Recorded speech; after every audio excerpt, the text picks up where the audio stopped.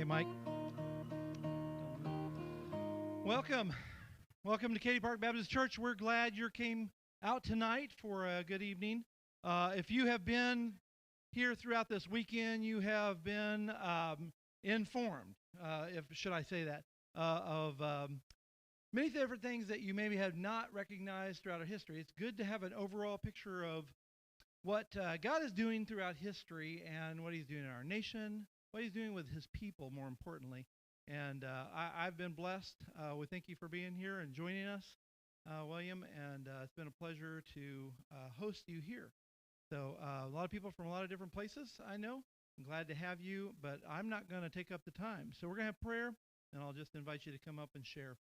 Father, we are grateful for a good evening just to come out and, Lord, sit in your presence, to be still, to know that you're God, that you are the God that we serve. You are sovereign and Lord. You know what happens before anybody else does. And so we know you're already in the future, and we know who holds the future, and that's you. So that gives us great encouragement. Lord, as we hear about what you've done in the past, it helps us to know how to handle our present. And so we pray that you would give us encouragement, you would give us instruction and guidance from your word and from your people. And we thank you for being able to come and share his many years of research as well. It's in your name we pray. Amen. Thank you, Bill. Great. Well, thank you, Pastor John, and thank you, Deborah. And so I don't know if you're from Katy Park Baptist Church, but Pastor John and Deborah are absolutely tremendous pastors. This is an absolutely tremendous church. And if you don't have a church, I want to encourage you to come back here. So praise the Lord. Well, I wanted to mention a couple of my books to you before I get started. One is called Who is the King in America? And it's an overview of 6,000 years of recorded human history. And it shows the most common form of government is a king. Nimrod, Pharaoh, Caesar, Kaiser, Sultan, Tsar. And as the centuries go on, the kingdoms get bigger. Because with military advancements, they can kill more people. So instead of Cain killing Abel with a rock, they're killing with bronze weapons or iron weapons or big long phalanx spears that the Greeks had or scimitar swords that the Muslim had or gunpowder that the Chinese invented. The weapon improves, but it's that same fallen nature of Cain killing Abel, just magnified. And with technological advancements, the king can track more people. Did you know Augustus Caesar wanted to have a worldwide tracking system? It was called a census. If he could have had 5G and cell phones and satellites, he would have done that and tracked people. Anyway, the King of England was the most powerful king on the planet. The sun never set on the British Empire. He was like a globalist, like a one world government guy. And America's founders didn't like this globalist king telling us what to do. So they broke away and flipped it and made the people the king. And so the word citizen is Greek. It means co-king. And a republic is where the citizens are king ruling through representatives. And so when we pledge allegiance to the flag and to the republic, we're basically pledging allegiance to us being in charge of ourselves. So when somebody protests the flag, what they're saying is, I don't want to be the king anymore. I protest this system where I participate in ruling myself. It's like, really, dude? You know? And anyway, so I go through where the founders got the idea, a little ancient Greece, ancient Rome, but ultimately ancient Israel, that first 400 years out of Egypt, where they didn't have a king yet. And it worked because every citizen was taught the law, and every citizen was personally accountable to God to follow the law. And it worked for 400 years until the priests stopped teaching the law. Every man did what was right in their own eyes, turns to chaos, and they all go to Samuel the prophet, and they say, this self-government system's not working. We want to be like all the other countries. We want a king. The rubber band snaps back, and they get King Saul. And anyway, so America's founders looked back to this period of the Hebrew Republic before King Saul, as this model of a nation with millions of people and no king, and they made it what our country is based on. So they taught Hebrew at Yale and Harvard, right? And so when we say it's one nation under God, it's more than just a nice little acknowledgement. It's this awareness that God exists, he's watching us, he wants us to be fair, he's going to hold us accountable in the future, that motivates everybody to have self-government and treat their neighbor nice. If you get rid of this God, all you have is a bunch of laws that some old men made up. Why follow them? Some will, some won't. And those that won't will yield to their selfish side, and they'll turn into robbing and stealing and chaos. And everybody will say, we want the government to come in and restore order. And the government's happy to come in and take away your freedoms, and they restore order, but the rubber band snaps back, and you got your new version of King Saul. Anyway, it's a fascinating book. And then this morning I talked about miracles in American history. And so these are stories from our country's past where there's a crisis, they pray and have courage, and things turn around. From the Revolution, the War of 1812, Civil War, and so forth. And then my wife is the one that had the idea for this book. She heard me speak for 30 years, and she decided to pick out the best stories. And that's one where there's a crisis, they pray, things turn around. It's like sometimes I can get a little depressing, I guess. I don't know. And so tonight I'm talking about a book called Socialism, The Real History from Plato to the Present. And the subtitle is How the Deep State Capitalizes on Crises to Consolidate Control. And so with that, I'm going to jump in. I have a long presentation, so I might skip past some of the slides for just the sake of time. But I have a website. It's AmericanMinute.com, and I send out a daily email almost every day of something that happened in American history. And now, why do I go back to Plato? Plato's the first one that talked about everybody owning everything in common. And it sounds nice until you think it through. Somebody has to be in the government handing out all this common stuff. And they like their job. And they're always going to be tempted to funnel a little extra to their family and friends on the side. And they're going to be tempted to hold back from someone they just flat out don't like. And before you know it, it gets discretionary. And the saying is, he who holds the purse strings has the power. And so every attempt at everybody owning everything equally always ends up with a deep state bureaucracy passing out all the favors, ruled by the most corrupt guy at the top, a dictator. Anyway, so Plato, in his writings, he mentions Atlantis, which supposedly existed 800 years before him. And he considered Atlantis the highly structured, ideal society. And it supposedly was a civilization on an island, very organized, and it sinks in the sea. Now, whether it existed or not, he thought that it did. And there is an island in the Mediterranean called Santorini. I visited it in college, and it's what's left of a volcano. And when it blew, it would have left an enormous tsunami that would have wiped out lots of civilizations. So maybe that was Atlantis, who knows? Well, Plato considered Atlantis the ideal structured society, and he considered democracy an unstructured society. Demos means people, cracy means rule, so in a democracy, the people rule. And the chief characteristic of a democracy is tolerance. Everybody tolerates each other. It's wonderful. Then they tolerate people that are a little bit off, then they tolerate people that are a lot off, until it starts turning into lawlessness. And he says the state is like a bazaar which you can buy anything, a piece of embroidery, greatest variety of human natures, and such as democracy, a pleasing, lawless, various sort of government, a charming form of government full of variety and disorder. And Plato says the manner of life is that of democrats. Every man does what is right in his own eyes. Now he's describing a democracy. And the father gets accustomed to descend to the level of his son and fear him, the son having no fear or shame of his parents. So now they're tolerating disrespect in the home. And then the teacher fears and flatters his students, and the students despise their masters and tutors. Now they're tolerating disrespect in the classroom. And then they run out of money, and so they take the money from the city treasury and spread it around. Now the treasury's empty, and then they vote to take the money from the rich people.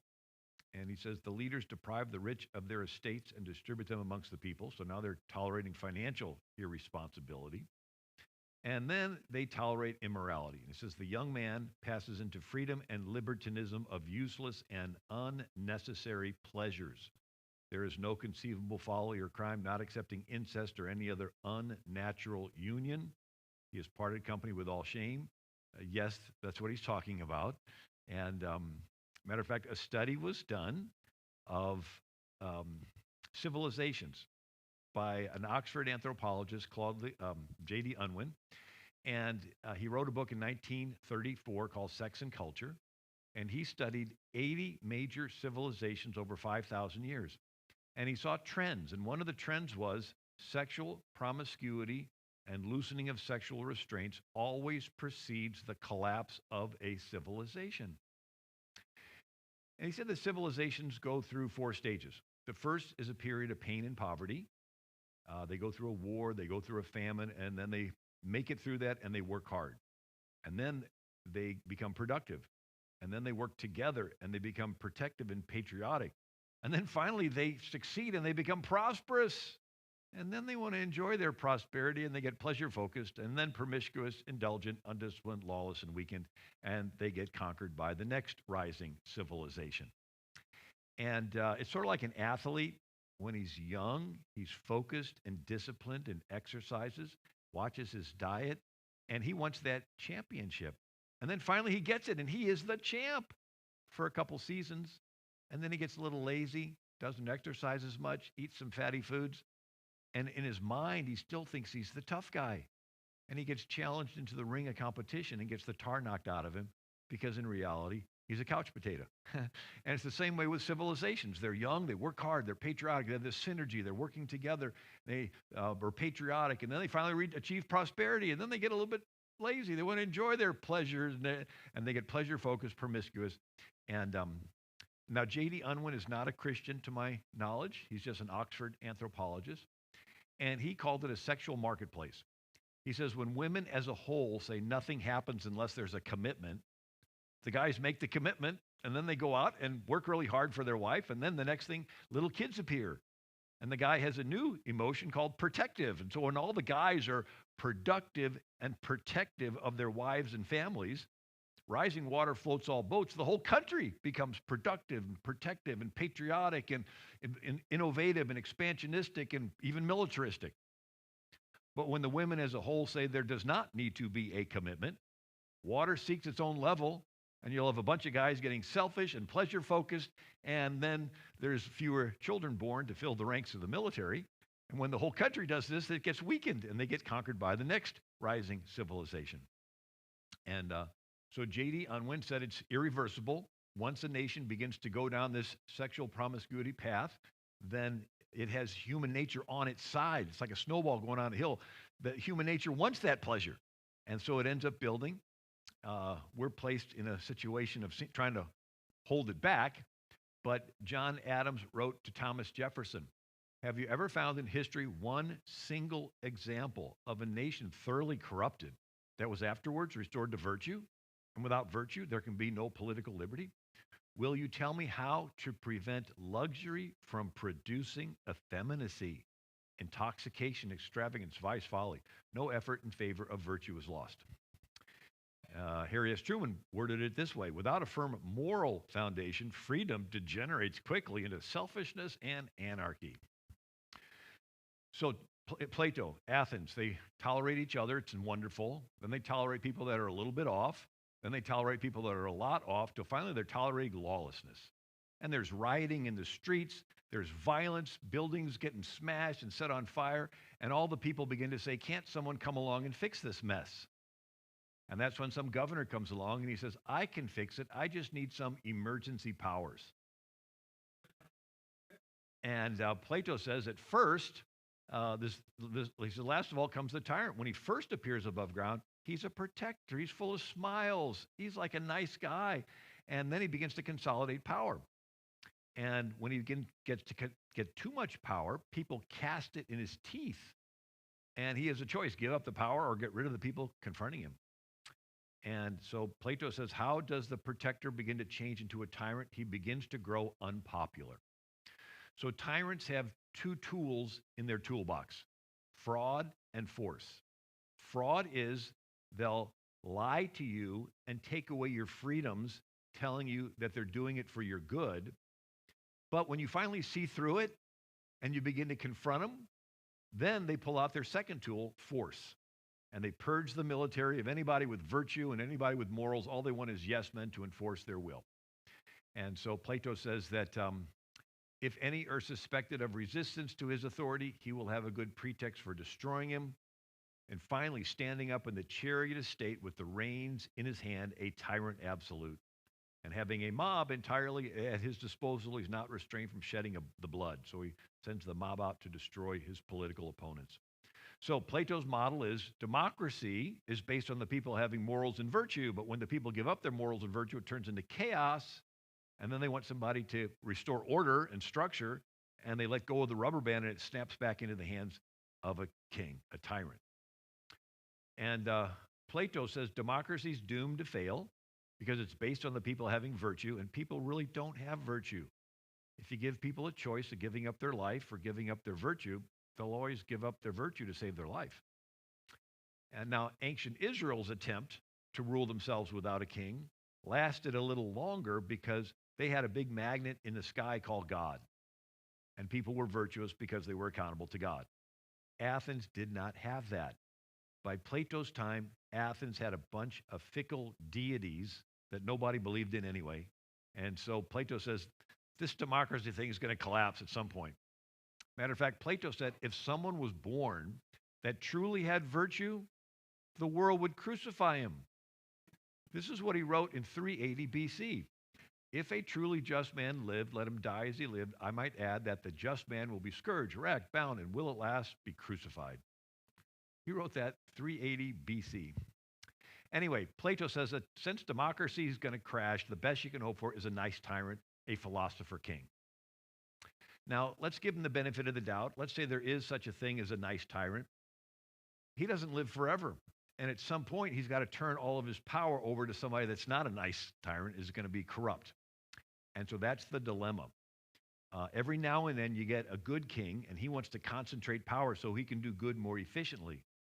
But then he hands it on to some son or grandson that is a lousy king, but they got the power, and they begin to get oppressive. The Bible example is Joseph in Egypt. A godly man concentrates power into the hands of the Pharaoh. And what did that Pharaoh do with the power? He fed the children of Israel, gave them the best land of Goshen, gave him jobs taking care of his cattle. But then there was a new Pharaoh that did not know Joseph, and he used all that concentrated power to oppress the children of Israel and even make them throw their sons in the Nile River. Anyway, so Plato says that since democracy is not going to last, the best you can hope for is a nice tyrant, and he's the head of gold. And his administrators are the arms and chest of silver. Together they make up the ruling class. And they decide who gets what. And they get to live a little better off because they're the ones that are keeping everything organized. And everyone else is the abdomen of iron and bronze. They are the ruled class. So socialism is a two-tiered society of a ruling class and a ruled class. Now, the ruling class, they're above the law. They're politically connected. They're supported by the commoners. They decide who gets what. They can do special things, like getting their hair styled when nobody else can. Remember Nancy Pelosi in California? And now the ruled class. In the ruled class, everybody is provided for, but nobody owns anything. Everything's owned in common, but it's the ruling class that decides who gets what. And it's the saying, he who holds the purse strings has the power. There are no families in Plato's perfect society. The government decides who gets to have children, and the government takes the children away from the parents, and they're brought into the cities and socialized in schools, which is a process of getting them to learn how to give up their parents' values and learn how to serve the ruling class. And so Plato says when the true philosopher kings are born in a state, they will set in order their own city. They will take possession of the children who will be unaffected by the habits of their parents. These they will train in their own habits and laws. And these children will be taught lies, noble lies. Plato said, we want one single grand lie, which will be believed by everybody, right? And anyway, so could you imagine the government taking the kids away from the parents and bringing them into city schools and teaching the kids lies? So Plato's perfect society on the island of Atlantis inspired Sir Thomas More's island of Utopia in the year 1516. And the word utopia means nowhere. It's a fictitious island off the coast of South America, supposedly discovered by Amerigo Vespucci. And so this is shortly after Columbus discovers America. And so these scholars in Europe are saying, gee, what if we get a chance to set up the perfect society? And so The book Utopia is written as a dialogue, a conversation, which is the way Plato wrote. And the conversation is with a traveler named Hythlodaeus, which means peddler of nonsense. So we have the island of nowhere told to us by the peddler of nonsense. And on this island, it's perfectly structured. There is an upper class rulers, lower class commoners. There's free health care. There's free identical clothing. Everyone receives free welfare. There are free meals in monastic communal dining halls. Everyone lives in free identical 3-story public housing. There are no locks on any doors. There's no private property. All property and goods are stored in a communal warehouse, and it's the ruling class that decides who gets what. There are no taverns, no alehouses, no coffee houses. There are no places for private gatherings. There's no privacy on Utopia. Everyone is tracked everywhere you go with an internal passport. This is 1516. He's talking about everybody being tracked. The government decides everyone's careers, and there are no families on Utopia. The government regulates childbearing. Sort of like Margaret Sanger's Planned Parenthood, no woman shall have a legal right to bear a child without a permit. Or China's one-child policy. Well, Plato's perfect structured island of Atlantis and Sir Thomas More's island of Utopia. By the way, Sir Thomas More wrote his book as a veiled criticism of Henry VIII, who was wanting to control everybody's lives, and so Henry VIII had Sir Thomas More killed. So those books inspired Sir Francis Bacon, who wrote New Atlantis. He calls his book New Atlantis because he's directly referring to Plato's Atlantis. And the New Atlantis is a fictitious island in the South Pacific, highly structured, ruling class, commoners, a little more scientific careers, because Sir Francis Bacon was involved in the scientific revolution. But the government dictates everything. Someone wrote a satire on this, and you've read it. Jonathan Swift's Gulliver's Travels. Gulliver, which means gullible traveler, sort of like Hythlodaeus, peddler of nonsense. And Gulliver's washed up on an island of Lilliput and finds out it's highly structured with this ruling class that controls every minutia of everybody's lives, and then the rule class that just has to work their jobs. Now, why is this all important? It was around this time that the Pilgrims come to America. And the Pilgrims did not have money. And so they went to investors in England who formed the London Company. And these investors wrote the bylaws. And they said, gee, we get a chance to set up a community, a society. And so they looked back to, guess who? Plato and Sir Thomas More. And so the Pilgrim Company bylaws say this: all profits and benefits that are got by trade, traffic, trucking, working, fishing, or any other means shall remain still in ye common stock. And all are to have their meat, drink, and apparel, and all provision out of ye common stock. Well, they tried it and almost starved to death. Nobody wanted to work.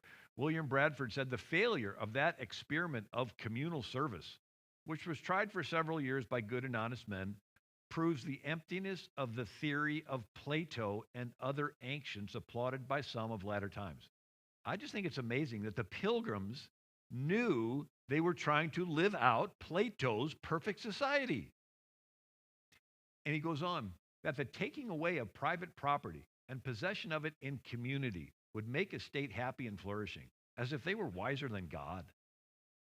For in this instance, community of property was found to breed much confusion and discontent and retard much employment, which would have been to the general benefit. For the young men, who were most able and fit for service, objected to being forced to spend their time and strength in working for other men's wives and children without any recompense. The strong man or the resourceful man had no more share of food, clothes, etc., than the weak man, who was not able to do a quarter what the other could. This was thought injustice. The aged and graver men, who were ranked and equalized in labor, food, clothes, etc., with the humbler and younger ones, thought it some indignity and disrespect to them.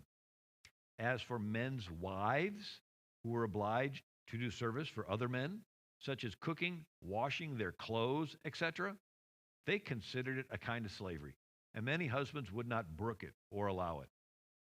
let none argue that this is due to human failing rather than to this communistic plan of life in itself. I answer that God, in his wisdom, saw that another plan of life was fitter for them. Bradford goes on, so they began to consider how to raise more corn and obtain a better crop so they might not continue to endure the misery of want. After much debate, the governor, with the chief among them, allowed each man to plant corn for his own household. Gee, what a novel idea. You plant corn for your household. So every family was assigned a parcel of land. This was very successful. It made all hands very industrious, so that much more corn was planted than otherwise would have been and gave far better satisfaction. The women now went willingly into the field and took their little ones with them to plant corn, while before they would allege weakness and inability, and to have compelled them would have been thought great oppression. So here you have the pilgrims trying this, hey, let's own everything in common. And it didn't work, and they scrapped it. Everybody gets your own plot of land. They work really hard, and they have an abundant harvest, and so they have a Thanksgiving.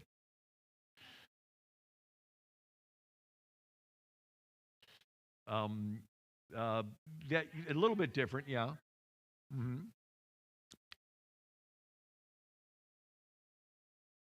hmm So the question is, wasn't the early church socialist? We've heard that. Well, no, actually, the early church was the early church. Socialism is counterfeit early church. And the difference is between the word voluntary and involuntary and the word church and government. So the early believers voluntarily sold their lands and laid the money at the feet of the apostles for the church to distribute. They didn't have the government taken away their land and then be forced to involuntarily lay the money at the feet of Pilate for the Roman government to redistribute. And let's look at the Bible some more. When Israel entered the promised land, every family was given property. If you own property, you can accumulate stuff. The Bible called that being blessed. And you can be moved upon in your heart to voluntarily give away some of your stuff. The Bible called that charity. Lenin said socialism is a transition phase from capitalism to communism. Capitalism empowering the individual and communism empowering the state. And Karl Marx says communism can be summed up in one sentence: abolition of private property. So if you don't own any property, how can you be charitable? How can you give away what you don't have? What, are you going to steal from somebody and break the law and now you're a thief? No, God entrusts you with stuff, and then you have the voluntary opportunity to manifest on the outside the love of God that's on the inside of your heart, right? And so, what about Jesus? Didn't he teach socialism? Well, let's look at the parable of the talents. He gives one guy 5, multiplies it to 10. Gives another guy 2, multiplies it to 4, and then one guy buries it. And he says, "Sir, here's your talent. I kept it laid away in a piece of cloth." His master replied, "You wicked servant." He said to those standing by, "Take his talent away from him, give it to the one who has 10 talents. "Sir," they said, "he already has 10. He replied, "I tell you that to everyone who has, more will be given, but to the one who has nothing, even what they have will be taken away." If Jesus were a socialist, he would have said, "Take from that guy that's got 10 and divide them up equally among everybody." But he said, "No, take it away from the lazy guy that's not doing it. Give it to the guy that's going to do something with it, right? The hand of the diligent shall bear rule." Now, there's confusion as to the role of government. If you read your Bible, there are clearly commands to 5 groups: individuals, families, business, church, and government. Individuals are commanded, among other things, to take care of the poor. The commands to the family are mostly relational. Husbands, love your wives. Children, submit to your parents. The commands to business are do an honest day's work, don't hold back wages. The church is definitely commanded to take care of the poor, and they did, immediately feeding orphans and widows, and through the centuries started hospitals and medical clinics and orphanages and everything. Do you know there's no command for the government to take care of the poor? The command to the government's the shortest. Protect the innocent, punish the guilty, right? Defend the borders. There's no command for the government to be involved in education. There's no command for the government to be involved in health care. What's happened is the government has usurped the church's role. And it happened in America during FDR and Lyndon Johnson's Great Society welfare state. So you go back to the early part of the country, it was the churches that started all the schools. You go through the Second Great Awakening revival with Charles Finney, and you had Christians starting the YMCA, William and George Williams. And then you have Christians, William and Catherine Booth, starting the Salvation Army. And then you got, a teacher, Clara Barton, starts the Red Cross. These are individuals, these are churches that are taking care. Most of the hospitals in America were started by churches. And you can see remnants of that in their names, and St. Mary's and St. John's and, Deaconess and all these different ones.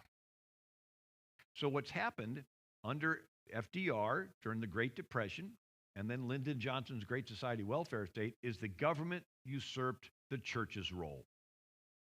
If you want to get an idea of how it used to be in America, you look on the mission field. So Christians go on the mission field. What do? Well, they bring people to the Lord, but then they start schools. And then they start orphanages. And then they start, hospitals. And they start doing all this stuff. And anyway. So James Madison said, charity is no part of the legislative duty of the government. Representative Davy Crockett, congressman, there was a fire in Washington, D.C., and Congress was going to vote to spend federal money to rebuild this neighborhood in Georgetown. And Davy Crockett said, no, Congress has not the power to appropriate this money as an act of charity. Every member on this floor knows it. We have the right as individuals to give away as much of our own money as we please in own money as we please in charity. But as members of Congress, we have no right to appropriate $1 of the public money as charity. Calvin Coolidge says, it does not follow that because something ought to be done, the national government ought to do it. We need to take care of the poor. Yes, we do, but it's not the government's job. We need to take care of the immigrants. Yes, we do, but it's not the government's job. We need to take care of we need to do all that stuff, but it's not the government's job. It's historically been the church's role. Gerald Ford said, people say, why don't you expand that program and spend more federal money? I look them in the eye and say, do you realize that a government big enough to give us everything we want is a government big enough to take from us everything we have? Right? So if you want the government to do everything, you're going to be giving up your freedom. Now, what if older fish could tell younger fish to stay away from shiny things dangling in the water? But they can't. So every new generation of baby fish, right, they see that shiny thing and they're attracted to it and caught. Socialism is a shiny thing dangling in the water.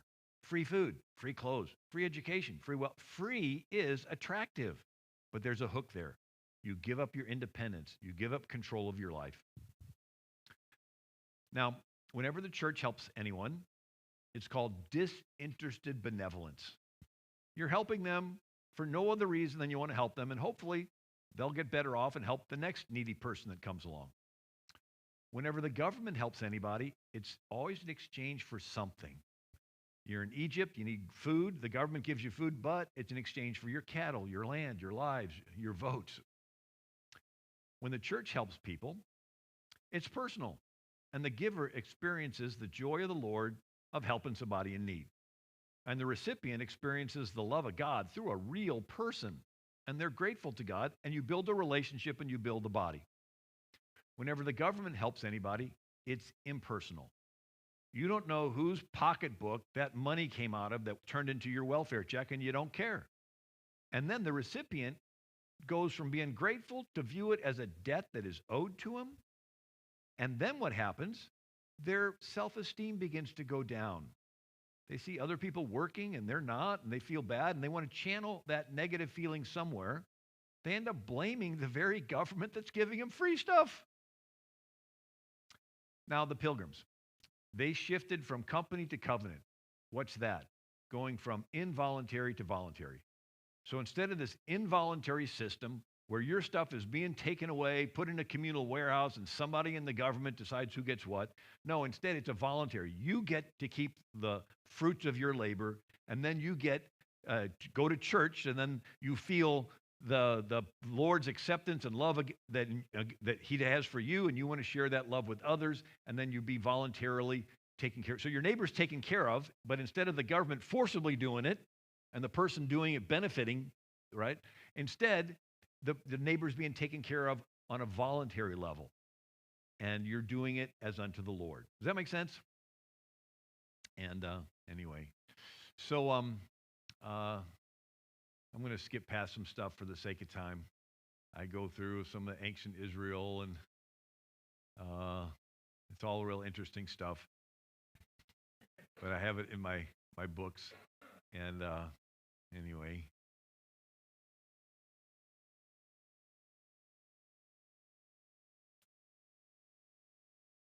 So this is interesting. How did covenant turn into social contract and then turn into socialism? So the Pilgrims had a covenant. What's that?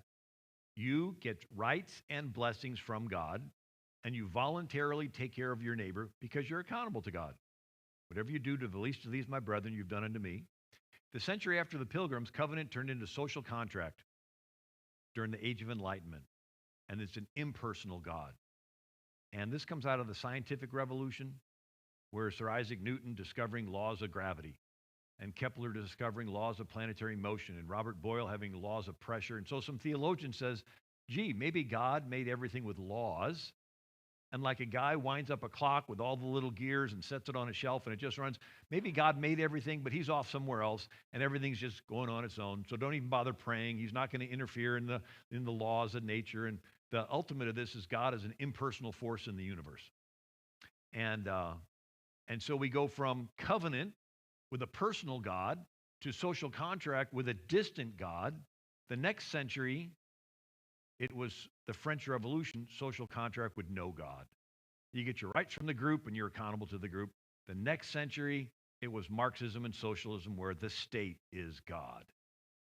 You get your rights from the state, you're accountable to the state, and the state decides if you're not worth living, then the state can kill you. So the French Revolution, we had a revolution, France had a revolution. And after the revolution, France had a famine, and they thought if they could just chop off their king and queen's heads, all their problems will be solved. And they do, and it doesn't get any better. So they chop off the heads of all the royalty. It doesn't get any better. They chop off the heads of the wealthy. You got money, we don't. You're selfish. Then they chop off the heads of the businessmen and farmers. You have food and supplies, we don't. You're selfish. Then they chopped off the heads of the hoarders. You got extra. We don't have enough. You're selfish. Then they chopped off the heads of the clergy because they're speaking out against the head chopping off stuff. And then they chopped off the heads of the former revolutionaries, the ones that used to chop off heads but got tired of it. Somehow they're to blame. 30,000 people had their heads chopped off in Paris, France. Do you know what the motto of the French Revolution was? Liberté, égalité, fraternité. Liberty, equality, fraternity. Sounds nice. It doesn't work, though. Liberty is experienced individually. Fraternity is their word for socialism. It's the fraternity, the group, the club, the state, the collective, the mob. And equality can be understood two ways. In America, it was equal treatment before the law. In France, it was everyone having an equal amount of stuff. And if the fraternité, the group, thinks you have too much stuff, it can trample your individual liberty, take away all your stuff, and kill you. And so, anyway, let's go past some more. So they had a reign of terror in France. They tore down statues of good King Henry IV, who tried to patch up Protestants and Catholics. Then they dug up the grave of St. Genevieve. Who was she? Well, when Attila the Hun was scourging Europe, wiping out city after city, heading toward Paris, she got all of Paris to fast and pray. And Attila skipped sacking Paris. So Genevieve's considered the patron saint of Paris. During the French Revolution, they dug up her bones. I mean, she lived 1,200 years earlier, and they dig up her bones and trash them. Why would you want to do that? Well, it's something called deconstruction. And it's a socialist tactic where you portray the past negatively so people emotionally detach from it. And then you get them into a neutral, open-minded position. And then you portray whatever future you have planned for them positively. It's a sales technique. If I was a toothpaste salesman the first thing I do is tell you negative things about the toothpaste you're currently using. You're still brushing with that stuff? Haven't you read it'll eat the enamel off your teeth? Ooh, you're repulsed by it. Now I have you in a neutral. You're open-minded. What are all the toothpastes out there? And then I give you my pitch for this brand new tartar control breath freshener toothpaste, right? So it's sort of like a drive neutral reverse.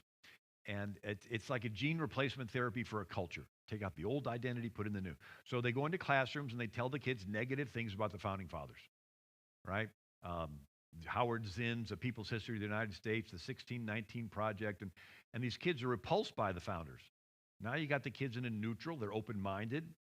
What are all the belief systems out there? Then you give the kids your pitch for socialism or LGBTQ or Sharia, Islam. And Europe went through this. Went from a Judeo-Christian Europe with 1,000 years of Catholic cathedrals, Protestant Reformation in Jewish neighborhoods, to a secular Europe with free sex, anything goes, and now it's turning into a Sharia socialist Europe with Muhammad being the #1 name for newborns. And anyway, there's more there, and I've got it in my book. But so what happened in France? They wanted to erase Judeo-Christian influence. Why? Because Judeo-Christian influence emphasizes the individual, and socialism emphasizes the group, right? We have individual, we have group. Individuals, you get right and identity from God, and you have a worth just because you're made in the image of the Creator. Whether you contribute to society or not, you're worth something because you're made in the image of the Creator. Where the group says, no, there is no Creator, and your worth is dependent on how much you help the group, right? So whenever you institute socialism, you want to get rid of the concept of the individual. You want to get rid of Judeo-Christian beliefs. And so in France, they desecrate graves, they just prohibit religious meetings, they close the churches, they close Christian schools, they even kill the nuns. So the nuns had hospitals. The Sisters of Charity of St. Vincent de Paul and in France, and these nuns wouldn't give up their faith. And so they lined them up. They're singing their church song, Psalms 117, and they chop off their heads, and there's one less person singing, until there's nobody else singing.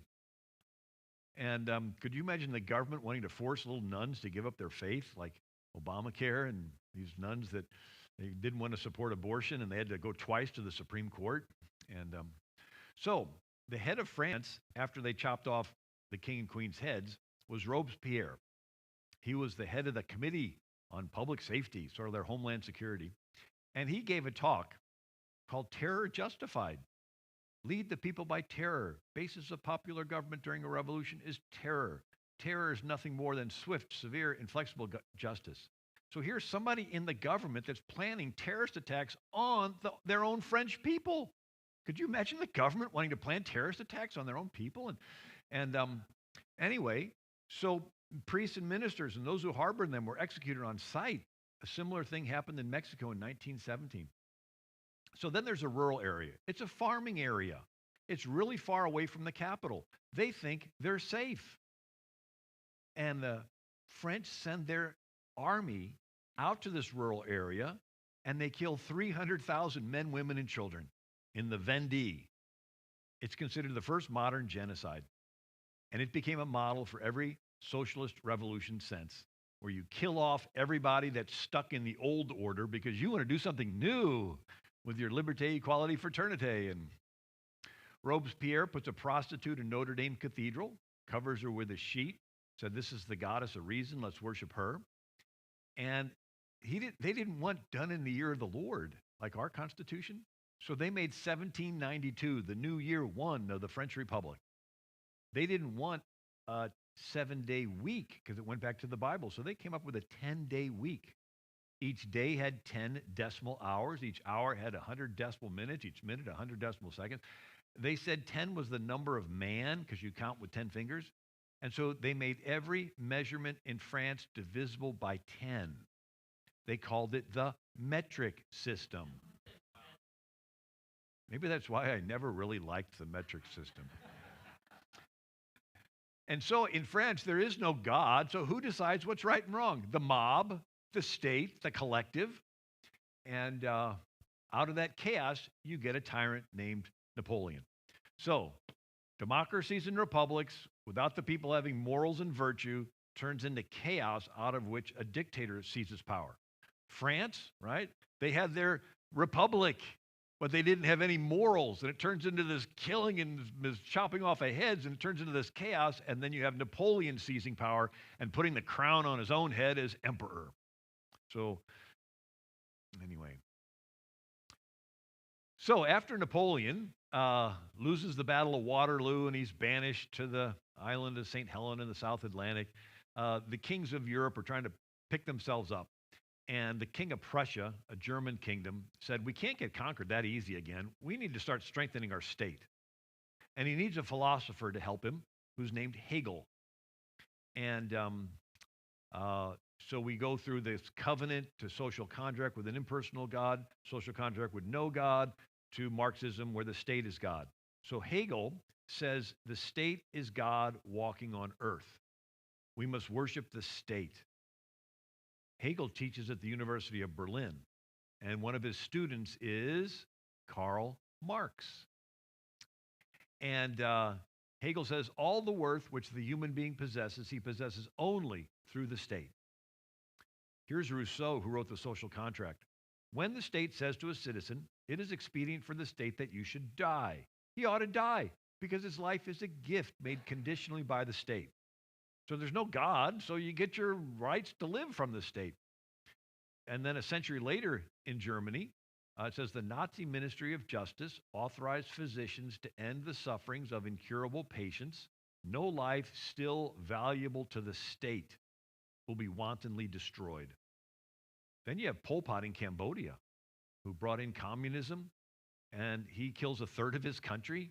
He says, to keep you is no benefit, to destroy you is no loss. Your life is only of worth if you help me get more power. And so Hegel says the state recognizes no authority but its own. It acknowledges no abstract rules of good and bad. What's an abstract rule of good and bad? You mean like the Ten Commandments? Yeah, there's no God in his worldview. There's no commandments. It's just a power grab by the state. And if you help the state get more powerful, the state thinks your life is worth it. But if you're not helping the state or you're challenging the state, it'll use the power of the state to crush you. Eisenhower said, in many lands, the state claims to be the author of... Now, by the way, this comes up during the Nuremberg trials. And they have these Nazi officers, and they're trying to say that they committed crimes killing the Jews. And the Nazi officer said, we were just obeying the laws of our state. The state's the highest authority. We were just obeying the laws of our state. And the prosecutors say, okay, how can we say that they did something wrong when they're just obeying the laws of their state? And they didn't want to, say God. And so they said, okay, well, there's a higher law, which is what all the countries agree upon. Right? And so they came up with the United Nations. But then it's just, okay, if the Arab world has a bunch of money, they bribe these little smaller states and threaten them to get their votes. And so if there's no rights from a creator, then it's just a power grab. So here's Eisenhower. In many lands, the state claims to be the author of human rights. If the state gives rights, it can and inevitably will take away those rights. The founding fathers had to refer to the creator in order to make the revolutionary experiment make sense. We had to claim we had rights from a source higher than the government, and that the government's job was to protect our creator-given rights. Right? So do your rights come from the government or from a source higher than the government? If there's no creator, if there's no source for your rights higher than the government, your rights come from the state. What the state giveth, the state can taketh awayeth. That's why everyone that wants to put in socialism and wants to empower the state always wants to get rid of God.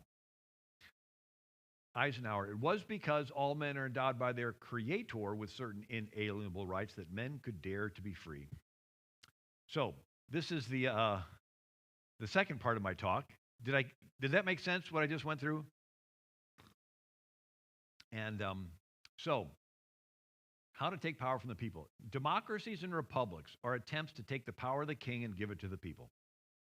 Demos means people, krasi means rule. So in a democracy, the people rule. The word democracy has two meanings. During the Cold War, it was used to generally refer to a popular government, contrasting popular mean the people, contrasting with communist China. But as far as an actual functioning form of government, it only worked on a small level, like Athens, like a city-state. So Athens had 6,000 citizens, and every citizen had to be at every meeting every day to talk about every issue. And if you didn't keep up with all the issues about what they're talking about today, you were called an idiotus, an idiot. So it's very time consuming. I mean, you didn't have time for anything else. You had to go down there and talk about, what are we talking about today? What are we doing? A republic is where you take care of your family and your farm, and you have someone in your place that goes to the market every day and talks politics. They are your representative. Easy to remember, the REP in republic is the same REP in representative. So a Republican form of government is a representative form of government. You're still the king. You're just ruling through your representatives. Does that make sense? So democracies and republics are attempts to take the power of the king and give it to the people. But what if the king wants the power back? Does he just go to the people and say, hi, I want to be king. Give me control of your life. Oh, sure, here you go. Is that how it works? No, so there's two methods in which the people will give their power up to a king. The first is fear. When people get afraid, they will trade freedom for security. And the second is free stuff. The king's really nice. He gives you free stuff, and you begin to get dependent. And then when you're dependent enough, he sort of yanks the hook. And he says, okay, you got to give up a little of your freedom if you want to keep this going. It's sort of like a drug dealer takes over a neighborhood two ways. He can come in with guns and shoot people, and then they all get in fear, and they agree to pay the mob protection money to be left alone. Or the drug dealer is so nice, he's giving away free drugs until people get hooked. And then he says, oh, you want some more free drugs? You're going to have to sell yourself into prostitution and steal from your neighbor. And hunters can get animals with guns or bait, right? Guns is you go in the front door, and bait is you go in the back door. And, I was trying to I read about how to catch pigs in the wild. Down in Texas, they have lots of wild pigs. And so they said, well, you put a post in the ground and throw some corn down. The pigs come and eat the corn and sort of ignore the post. The next day, there's two posts in the ground and the corn. And the pigs just eat the corn, ignore what's going on. Next day, 3 posts, 4 posts. Then you start putting the fencing in between. And so pretty soon, there's just a little opening. The pigs come and they eat it, and you close the gate, and you caught yourself some wild pigs, right? They become dependent. You trap people. Now, the scriptures that go along with this is fear of man bringeth a snare. So snare is what? A trap. And then the other's free stuff. But every man, when he is tempted, is drawn away of his own lust and enticed. And the fear is interesting because the Bible over and over again says, fear not. Fear not, fear not. I think in every single book in the Bible, somewhere in there it says, fear not. And fear is the opposite of faith. It's like a coin has two sides, right? One side is fear, the other side is faith. You can't have fear and faith in the same heart at the same time. And then the free stuff is you're trapped by your lusts. And so the deep state, big government, creates or capitalizes on chaos and discord to create fear. And then they come along promising a solution to free stuff, and they take control with dependency. So let's look at a timeline of history. The scriptures, so we want to study how to create fear, and it's through discord. And so Psalms 133 says, how good and pleasant it is for brethren to dwell together in unity. Everybody say unity. And then Proverbs 6 says, 6 things the Lord hates. And the last is he that soweth discord. Everybody say discord. And so we have unity, we have discord. And discord is how you destroy things. You destroy a marriage through discord. You destroy a family through discord. You destroy a church through discord. You destroy a country through discord. And now where does the discord have its beginning? Imagine being in heaven and somebody sowing discord in heaven. Well, that's what happened. Lucifer got a third of the angels to get against God, and they're cast out. And then Lucifer is called Satan, and he sows discord in the garden and gets Adam to blame Eve. And he sows discord and gets Cain to kill Abel. And now let's fast forward to the Hebrew Republic. So this is that first 400-year period when Israel comes out of Egypt before they get King Saul. And so you have this, we studied the most common form of government's a king, but you got this 400-year period where Israel has no king. It's called the Hebrew Republic, and anybody could be raised up into leadership. So there's a Gideon, and Gideon just defeats 100,000 Midianites. And so there's no threat to Israel. Israel's at peace. But Gideon has an illegitimate son named Abimelech. And Abimelech wants power. And so in this country that's all peaceful, he goes to the city of Shechem, and he does critical race theory, identity race politics. What is to sows discord? He says, is it better for you that all the sons of Gideon reign over you? Remember also that I am your bone and your flesh. And his brethren spake of him in the ears of all the men of Shechem, and their hearts inclined to follow Abimelech, for they said, he is our brother. So forget whether or not he's good at ruling. He's just one of us. We're identifying with him on a flesh level. And then Abimelech goes to the city treasury, and he takes money to hire protesters, rioters, Antifa, BLM type people. And it says, and they gave him 70 pieces of silver out of the house of Baal-berith, wherewith Abimelech hired vain and worthless persons which followed him. To do what? To commit violence. And he went into his father's house at Ophrah and slew his brethren. Right? So he's taking money and hiring rioters to do violence and kill people. And then it says the men of Shechem made Abimelech king. So we have a peaceful Israel. We got this guy sowing division on a racial level and hiring rioters. And in the discord, he usurps power, makes himself king. Now, Israel's republic would have ended here rather than a century later with King Saul had not somebody threw a millstone over the wall and it killed Abimelech. And so they got another century before the King Saul comes along. Let's look at another period. We'll fast forward to Italy 500 years ago. So we talked about Lucifer sowing discord in heaven, sowing discord with Adam, blaming Eve, Cain, killing Abel, sowing discord with Abimelech. But now, 500 years ago, Italy was a bunch of city-states. Venice, Genoa, Naples, Florence, Siena, and they all had armies and fought. And Machiavelli thought if one prince could control all of Italy, it would stop the infighting. So he writes a book called The Prince, where he advocates the ends justifies the means. The end of one prince controlling all of Italy is such a good end, because it'll stop the infighting, that any means necessary to get there is justified. Lie, cheat, steal. So if a prince conquers a city, the people would hate the prince. But if the prince pays criminals like Abimelech did to burn barns and kill cows and smash windows and loot and set them on fire, the people in the city will panic in fear. And they'll begin to cry out for some governor to come along and fix this mess. And that's when the prince comes in, gets rid of the very criminals he bribed to create the problem. No one knows the better for it, and everyone praises the prince as a hero. So it's good marketing. You create the need and fill it. You go around the back of the house and set it on fire, and then you go around the front of the house and sell them a fire extinguisher. And they'll pay anything for it and even thank you for being there, right?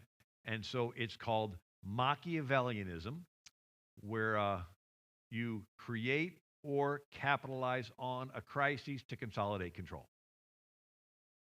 You create or capitalize on a crisis to consolidate control.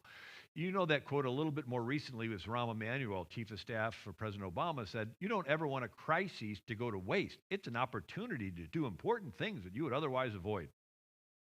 Or Hillary Clinton said, I'm actually excited about this opportunity, this crisis. The Chief of Staff for President Obama is an old friend of mine and my husband's, and he said, never waste a good crisis. And that's what we're trying to do. Ben Domenech was on Fox Primetime. He says, the authoritarian left is using the permanent pandemic to achieve as many ends as they can imagine. This is Rahm Emanuel's famous dictum, never let a crisis go to waste. Normal times don't produce the outcomes that the authoritarian left wants because people are not scared enough to give them the limitless power they crave. Crises are necessary, and so if there aren't any on offer, they manufacture them.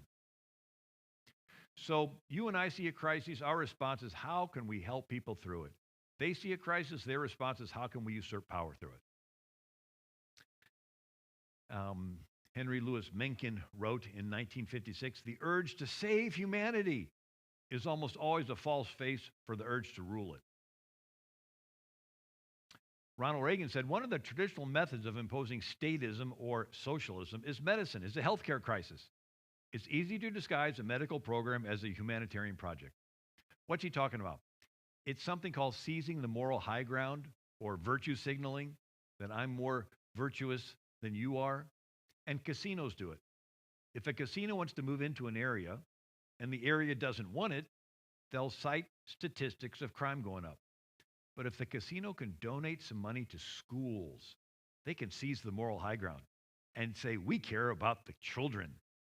And we're giving more to the children than you are. You giving money to public schools? No, we are. We're more virtuous. And if you care about the children, you'll support casinos. And if you're not out there campaigning for more casinos, you must hate the children. And so this is what Ronald Reagan said. It's easy to do this with a healthcare crisis. Unless you surrender your body to the state, you must hate the children. You must hate your grandma. And what about these alternative protocols? Let's not talk about those. You have to do it our way. You have to surrender your body to the state, right? And here's a Daily Caller at a editorial cartoon, two scientists looking through a microscope, and they say, it appears to be mutating into a totalitarian dictatorship.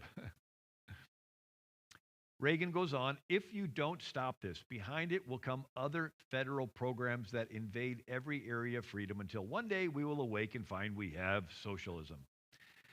And so the response to usurpation is resistance.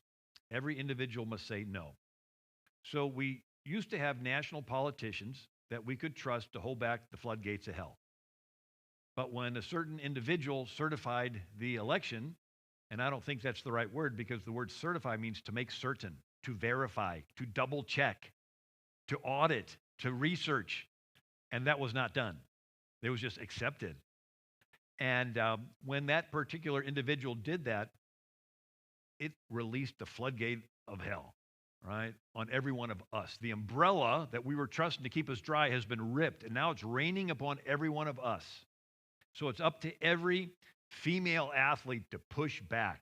It's up to every school mom to push back. It's up to every pastor to push back. It's up to every sheriff to push back. It's up to every one of us to push back. And so let's continue our timeline of sowing discord. So we got Lucifer sowed discord in heaven, in the garden, in ancient Israel. Machiavelli sowed discord. And then we talked about, what else? We talked about these other different stories of sowing discord. Yeah, there's Machiavelli. You don't mind me giving you a little extra peek at these slides. I got to remind myself where I'm at. So the British Empire. The British Empire became the largest empire on planet Earth. 13 million square miles, 500 million people. India, Australia, New Zealand, Hong Kong, British Guyana, Canada, Barbados, countries in Africa, and British Honduras. How did they get so big? Do you think they just walked into a country and said, hi, we want to be the biggest empire in the world, so give us control of your country?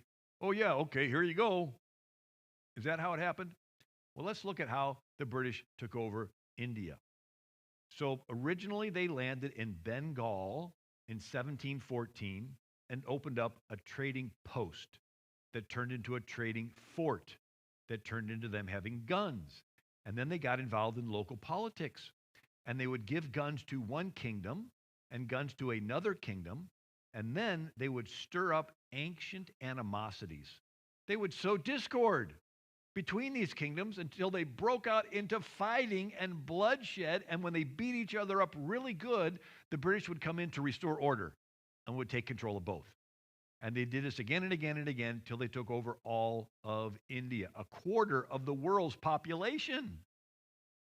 They tried doing that during the Revolutionary War in America. The British land in Canada, General Johnny Burgoyne, and he meets with the Mohawk Indians, and he promises them money for scalps if they help the British. And it was so bad, it was mentioned in the Declaration of Independence. We're all familiar with, all men are created equal and all those lines. But if you read down the Declaration, it lists 20 plus different reasons why we were rebelling against the king. And one of them was this. It said, the king has excited domestic insurrections among us. He has endeavored to bring on the inhabitants of our frontiers the merciless Indian savages whose known rule of warfare is an undistinguished destruction of all ages, sexes, and conditions. And then the British did it again during the War of 1812. So the British controlled Pensacola, Florida. And just north is Fort Mims, Alabama, and the Red Stick Creek Indians. Do you know the French pronunciation of Red Stick? Baton Rouge, right? Like Baton Rouge, Louisiana, Red Stick. And so the British go to the Red Stick Creek Indians and promise them money for scalps. And so the Indians capture Fort Mims, and they capture 500 people, and then they scalp all the 500 people. This is the historical marker. It says here in Creek Indian War took place the most brutal massacre in American history. Indians took the fort with heavy loss, then killed all but about 36 of some 550 in the fort. Creeks had been armed by British at Pensacola in this phase of the War of 1812. Do we really think the British Empire cared about the Red Stick Creek Indians? No, they were coming in, stirring them up because they wanted to conquer the whole thing. And George Washington warned of this in his farewell address. He says, disorders and miseries gradually incline the minds of men to seek security in the absolute power of an individual. So when there's discord, when there's fear, everybody wants some governor to come along and fix this mess, right? The absolute power of an individual who turns this disposition to the purposes of his own elevation on the ruins of public liberty. Washington goes on. Jealousies, false alarms, kindles the animosity of one part against another, foments occasional riot and insurrection. It opens the door to foreign influence and corruption, which find a facilitated access to the government itself. What's he talking about? So, the beginning of the country, you began to have the Federalists that more or less wanted a stronger central government and the anti-Federalists that wanted a weaker central government. The ones that wanted a stronger central government wanted to have a navy and a stable currency. The ones that wanted a weaker federal government, the ones that wanted to prevent a repeat of King George III being a Frankenstein controlling everything. And Washington saw that these parties were going to not like each other.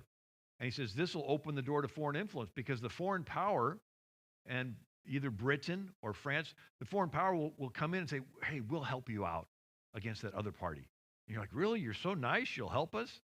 No, they want to sow the division because then they want to be able to weaken us and take control. And that's what we see happening with China and Russia. Remember Hillary Clinton, giving away the U.S. uranium in exchange for Russian contributions, and then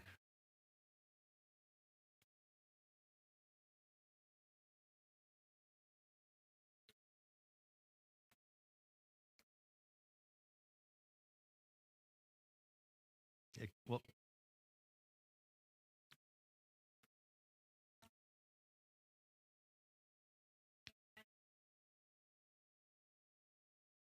yeah, well, it started during the French and Indian War. So,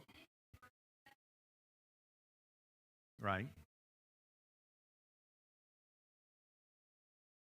So did the French and English get along? Did the French and English get along? But did the French and English get along? So did the French and English get? All right. Well, the French and English didn't get along, right? The French and English didn't get along. Correct.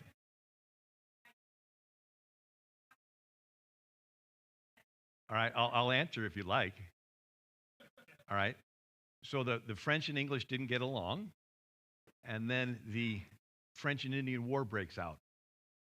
And the Indians side with the French, and the French lose the war. And so the British not only take some of the land that the French had, the British took some of the land that the Indians had. And then the Revolutionary War starts, and the Indians say, well, we've learned our lesson. This time we're going to side with the British against the Americans. And when the British lost the Revolutionary War, the British lost some lands and the Indians lost more land. And then there's the War of 1812. And the Indians side with the British again during the War of 1812. And when the British lose, the Indians lose more land. And so that's, if you read how James Madison and James Monroe and all the different states of Alabama and Florida, that's when the Indians lost the land because they had sided with the British. And when the British lost land, they lost land.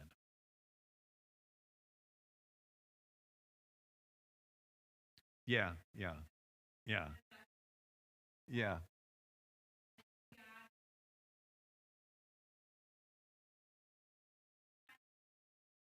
Okay.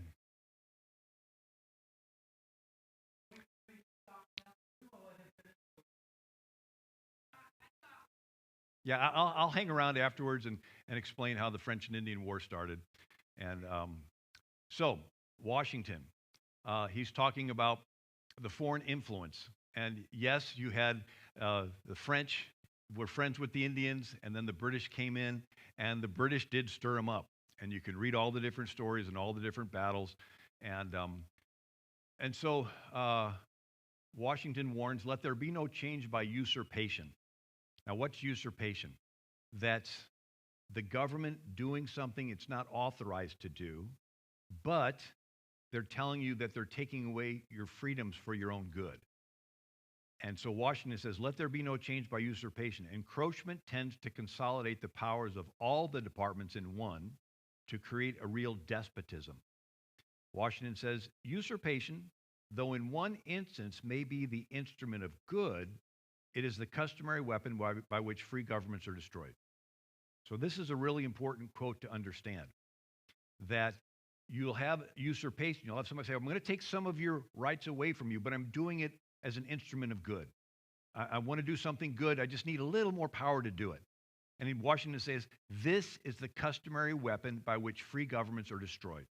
When you have discord, when you have disorders, when you have miseries, when you have a crisis, and you have some leader that comes along saying, I want to do something good, I just need to take a little emergency power to do it. Washington's warning is this is how you destroy your country. In times of emergency, letting the government take a usurped power. Washington says usurpation must always greatly overbalance in permanent evil any transient or temporary benefit which the use can at any time yield.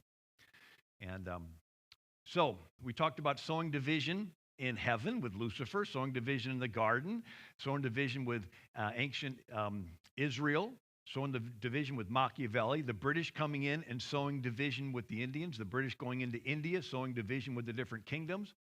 And now let's get back to Europe. And Hegel is this German professor at the University of Berlin who influences Darwin, who has a student named Karl Marx, and he wants to take the theory of sowing discord and he wants to turn it into a formula. And he calls it dialectics. And it's a triangle. One corner is a thesis, the opposite corner is an antithesis or antithesis, and the top corner is a synthesis. It sounds complicated, but it's not. And so Karl Marx says the thesis is the status quo. It's the way things are, and everybody's reached an equilibrium and they're sort of getting along. So you have to sow discord. You have to create a problem that's real bad. And when there's discord, everyone panics in fear, and knee-jerk reaction is willing to surrender some of their freedom for security to somebody that promises to restore order. And then that becomes the new starting point thesis, and then you create another problem that's real bad, and everybody will surrender some more of their freedoms to settle for an answer that's just half as bad. And then they create another problem that's real bad, and everybody panics in fear and is willing to give up some more of their freedoms to settle for an answer that's just half as bad. And every time they settle, they give up a little of their individual freedom to the state. And so Karl Marx says, how do you create a problem that's real bad? You send in agitators, agent provocateurs, community organizers, labor organizers. Their job is to find people with grievances. And you stir them up to riot And when the rioting gets really bad and everybody's in fear, then the government comes along and says, we want to restore order, but we just need a little extra power to do it. And so Karl Marx called this critical theory. And so it's where you study a country and observe all the groups, economically, religiously, ethnically, and you call some victims and others oppressors, some haves and have-nots. And originally it was called critical economic theory. And so you would organize the proletariat versus the bourgeois, which is the working class against the business owners. You'd organize the poor against the rich. And then they'd have critical racial theory. They'd organize the blacks against the whites. And then critical religious theory. They'd organize the Catholics against the Protestants, Muslims against the Christians. They even organized the Hutus against the Tutsis in the Congo and Rwanda. The people in the Congo and the Rwanda saw themselves as one. But the Belgian and German colonizers would measure them and their features and say, you're a Hutu and you're a Tutsi. And they would stir them up to fight and even genocide each other. And then the colonizers would come in to restore order and would take control of the whole country. And could you imagine the government breaking people into groups just to be able to sow discord so they could seize more power? Castro said, the revolution needs the enemy. The revolutionary needs his antithesis, which is the counter-revolutionary. In other words, you can't organize your people against nobody. You need an enemy to organize against.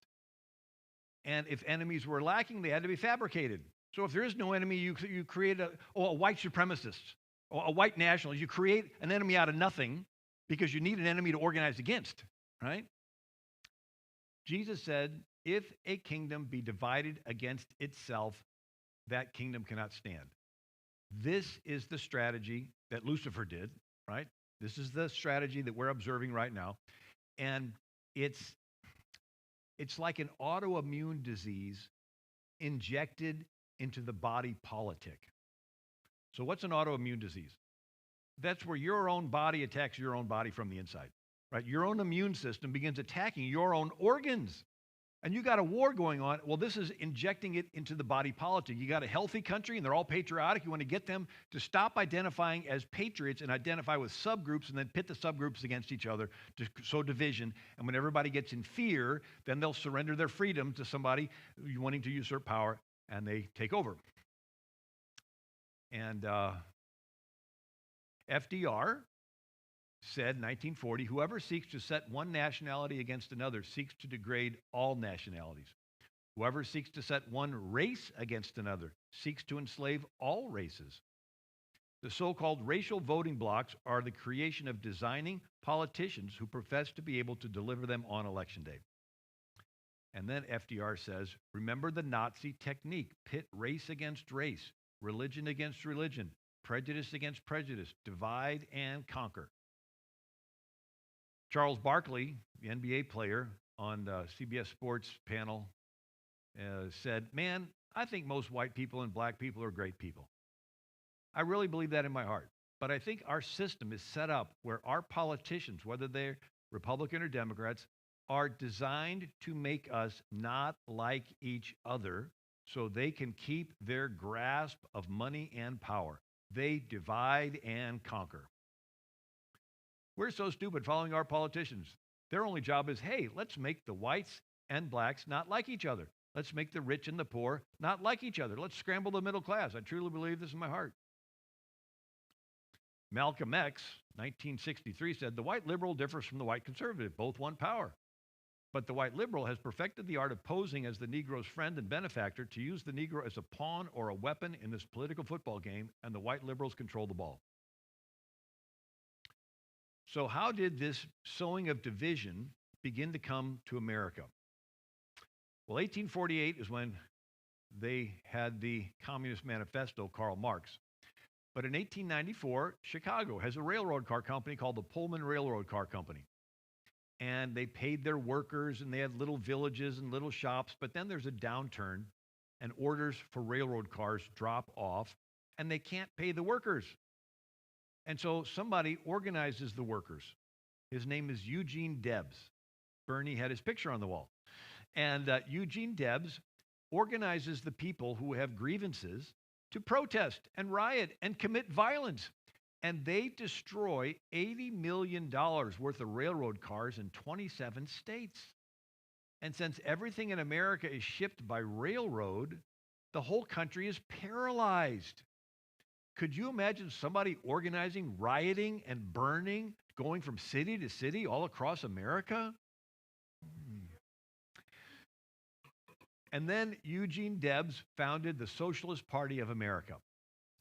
And he ran for president 5 times from 1900 to 1920. One time he ran from prison. And then in 1920, branching off of the Socialist Party of America is the Communist Party USA, and they run candidates for president every year from 1920 to 1940. And what happened in 1940? That's when Franklin Roosevelt made a treaty with Stalin during World War II, and the Communist Party USA said, why should we run our own candidates? Let's just back the Democrat candidates. And that's when they began to infiltrate the Democrat Party. Even Ronald Reagan, who was a Democrat, said, I didn't leave the Democratic Party, the party left me. And Zell Miller, I met him years ago. He was the last pro-life Democrat senator. He said, unfortunately, the National Democratic Party has been taken over by the very liberal left-wing leaning special interest groups in Washington. So here you have a Democrat senator saying his party's been taken over. Now, lest we think they only want one party, there was a Congressman, Albert Herlong, in 1963, and he read into the congressional record 45 goals the communists had to take over America, and one of them was capture one or both of the political parties.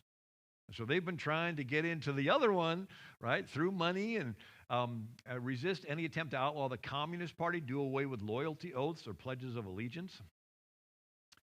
So we talked about sowing division, Lucifer in heaven, Lucifer in the garden, Lucifer with Cain, kill, and Abel, and then sowing division with Abimelech, and then Machiavelli sowing division, the British Empire sowing division.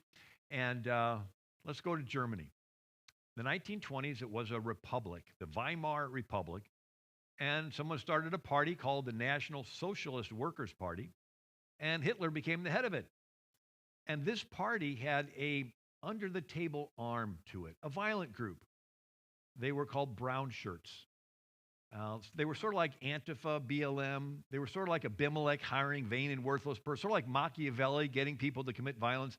And so these brown shirts were nicknamed Sturmabteilung, which means stormtroopers, because they would storm into the meetings of Hitler's opponents and disrupt the meeting and shout down the speakers and leave it in chaos.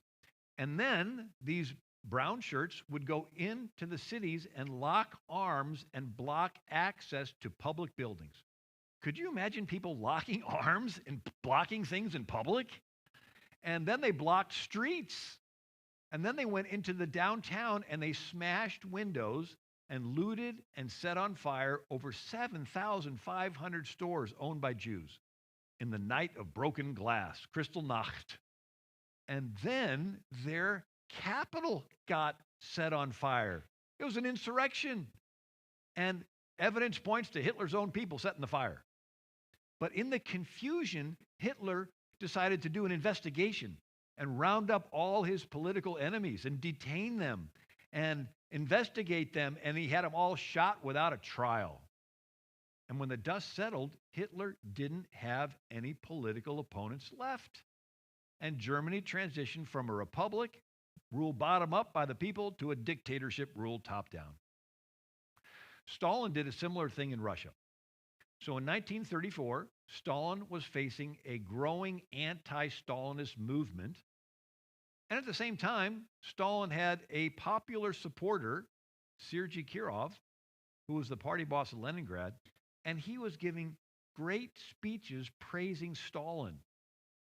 And Stalin had an idea. He would assassinate his friend Sergei Kirov and eliminate a potential rival and blame the assassination on the anti-Stalinists. Nobody would suspect him of doing it because he and Sergei were such good friends, and everybody would believe the anti-Stalinists did it because they didn't like Stalin and they didn't like Sergei. Stalin used that as an excuse to investigate and detain and to round up and to kill over 1 million people in the first Great Purge of 1936 to 38. And Erdogan did a similar thing in Turkey, right? He staged a coup against himself, right? Flew it in a circle in an airplane and landed and said that there was this coup, and he pulls out a list of 30,000 of his political opponents. Just happens to have the list, and they're all arrested and zip-tied and taken away, and they've not been seen since.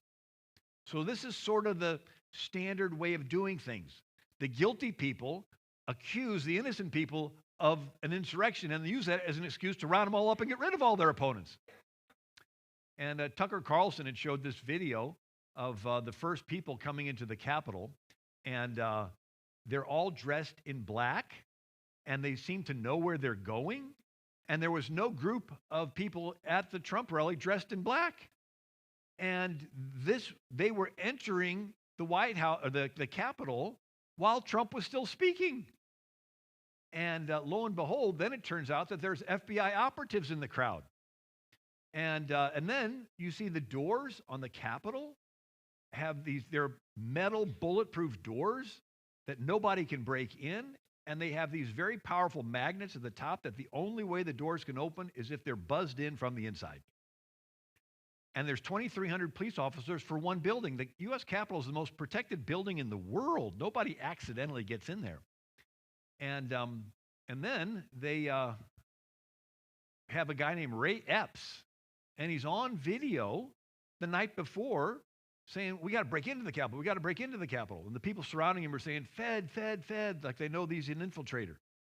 And gee, out of all the most wanted on the FBI list, his name isn't there. It's like, gee, why don't they go after this guy? They actually have him on tape saying break into the Capitol. And so here's a recent article, is the New York Times reporter, and he says, hidden video reportedly captures New York Times calling the coverage of January 6th overblown, fake trauma, fake news, full of FBI informants. And it's sort of like, remember Governor Whitmer in, was it Michigan? And there was a kidnapping plot, and they find out the kidnapping plot had like a dozen people, and half of them were FBI agents. And they organized everything, planned everything, paid for everything, and had these half dozen low IQ people that they would call and say, you got to be there, you got to be there, right? And so in politics, this is called psychological projection. Sigmund Freud, a psychologist, coined the term where rude people call everyone they don't like rude. It's called blame shifting. Karl Marx called it accuse others of what you do. And so this blame shifting, George Orwell called it double speak. But here's a quote from David Axelrod, who was Obama's campaign manager. And he said, in Chicago, there was an old tradition of throwing a brick through your own campaign office window and then calling a press conference to say you've been attacked. So you do the crime, but then you blame that exact crime on your innocent opponents. So let's say there's a candidate colluding with Russia, giving away a fifth of the U.S. uranium in exchange for a $145 million contribution to her Clinton Foundation. She wants to pay for a Steele dossier to accuse her opponent of colluding with Russia. His name gets smeared with it in the media, and if it ever gets pointed back at her, by that time the water's muddied. The public doesn't know who to trust, and she gets a pass. Let's say there's another candidate that's extorting Ukraine, saying, stop investigating my son or I'm going to hold back billions of US dollars.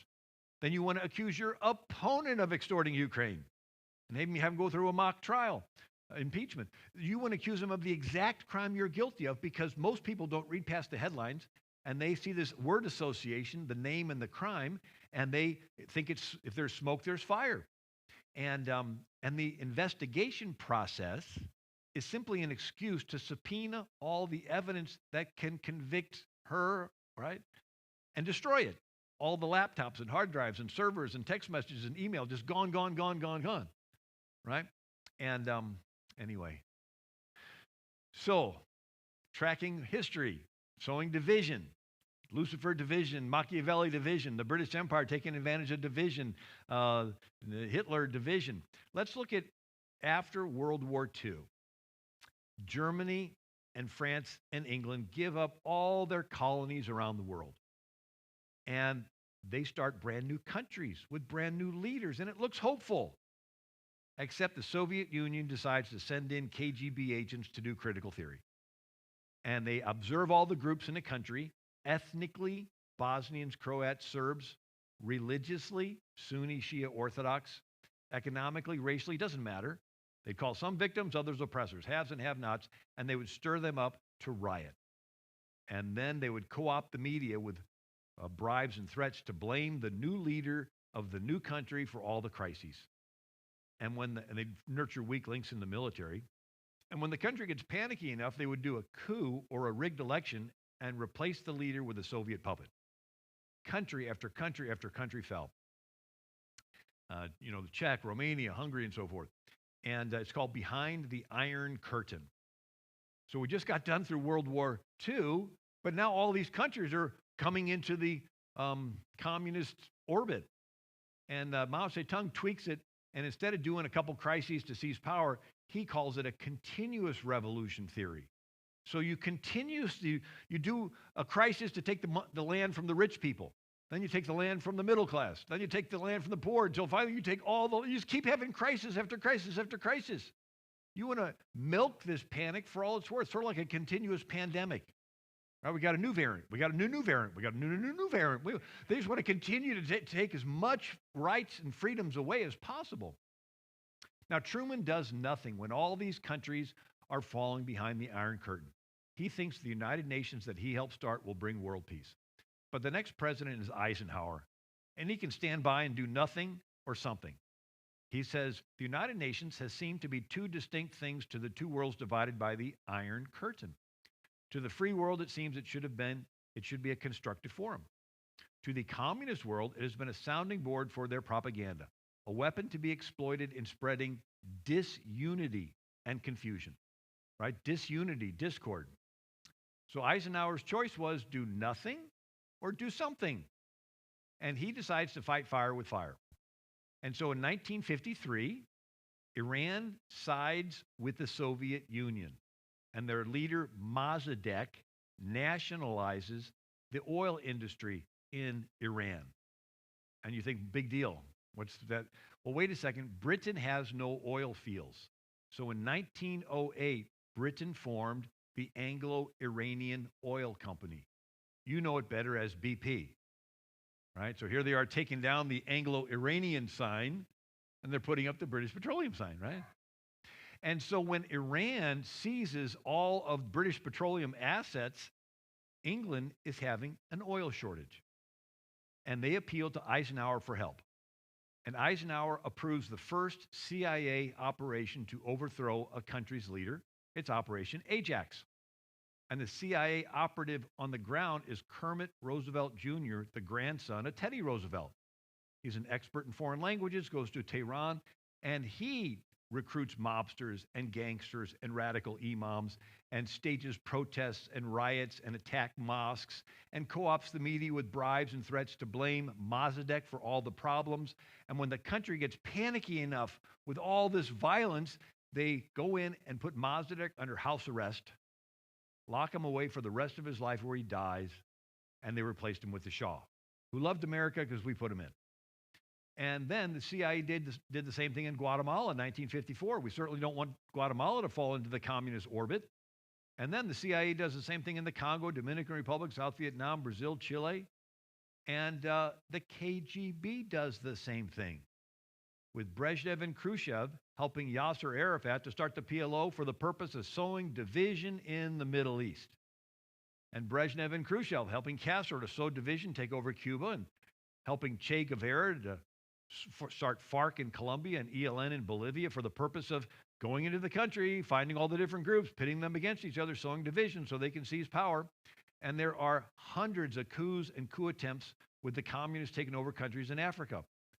And this period of time is called the Cold War. And these tactics of going into a country, finding the different groups, pitting them against each other, has been perfected. The only difference this time around is we're experiencing them done on us, on our own soil. Right? So under President Obama, we saw a co-opting of federal agencies for political purposes. They call it politicizing. And so the IRS, Lois Lerner, met with President Obama 147 times, and the IRS clearly began to target conservative organizations. And when she was called to testify before Congress, she pled the fifth and stood up and walked out. And then we have Eric Holder And he was fast and furious giving guns to drug gangs in Mexico to sow division. And when he's called before Congress to testify, he pleads the fifth and walks out. And then we see that the NSA and the intelligence gathering that was used after, 9/11, that it was being used to dig up dirt on political opponents of that administration. And so we begin to see these tactics have been co-opted. So they originally were used for a patriotic purpose, that we don't want these countries to fall into the Soviet orbit, so it's okay for us to do these tactics to keep them in our free orbit. But now we see these tactics used against us. I thought this was an interesting quote from Chris Matthews in his last time on TV. He said it was a Democrat candidate debate, and they were talking socialism. And Chris Matthews said, "I remember the Cold War. I've seen what socialism was like, and I don't like it, okay? It's not only not free, it doesn't work. I believe that if Castro and the Reds had won, there would have been executions in Central Park." Now, what's he talking about, executions in Central Park? Castro had an executioner named Che Guevara. And Che Guevara wrote, "We executed many people by firing squad without knowing if they were fully guilty. I'd like to confess I discovered that I really like killing." Che Guevara said, "Blind hate against the enemy creates a forceful impulse that cracks the boundaries of natural human limitations, transforming the soldier into an effective, selective, cold killing machine. A people without hate cannot triumph." Right? And so this is not the gospel, right? This is liberation theology, where it's okay to do violence to push your agenda because you want to have a perfect, world on earth, but you're willing to kill innocent people to do it. Jesus didn't teach that. And getting a little closer to home, this idea of sowing division for political purposes. In Chicago, you had Al Capone, and he had a hitman named Frank Nitti. And riding along with the hitman was a young guy named Saul Alinsky. And Saul Alinsky saw how all they had to do was kill a few people, smash a few windows, and everybody in the neighborhood would panic in fear and agree to submit to the mob and trade their freedom for security and pay off the mob. And so Saul Alinsky decided to apply these tactics to politics.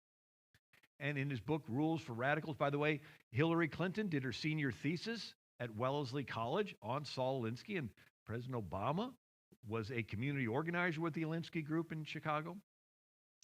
And Saul Alinsky said the first step in community organization is community disorganization. Disruption of the present organization is the first step. The organizer's first job is to create the issues or the problems. The organizer must first rub raw the resentments of the people of the community. An organizer must stir up dissatisfaction and discontent. Fan the latent hostilities of many of the people to the point of overt expression. The organizer polarizes the issue, helps lead his forces into conflict. He must search out controversy, for unless there is controversy, the people are not concerned enough to act. So this is the politics that we have been experiencing in America for the last generation. The intentional stirring up of division internally for political purposes. They actually have terms for it called race baiting and so forth. Now, Saul Alinsky, in the front of his book, Rules for Radicals, has an acknowledgement to Lucifer.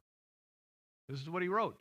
"Lest we forget at least an over-the-shoulder acknowledgement to the first radical known to man who rebelled against the establishment and did it so effectively he at least won his own kingdom, Lucifer." We started off talking about Lucifer sowing discord in heaven, and then sowing discord in the garden with Cain killing Abel and Adam blaming Eve, and then sowing discord with Abimelech, wanting to divide Israel, and then Machiavelli sowing division, and the British Empire sowing division, and Hitler sowing division, and the British Empire. I mean, all of this tactic, but it goes back to the devil.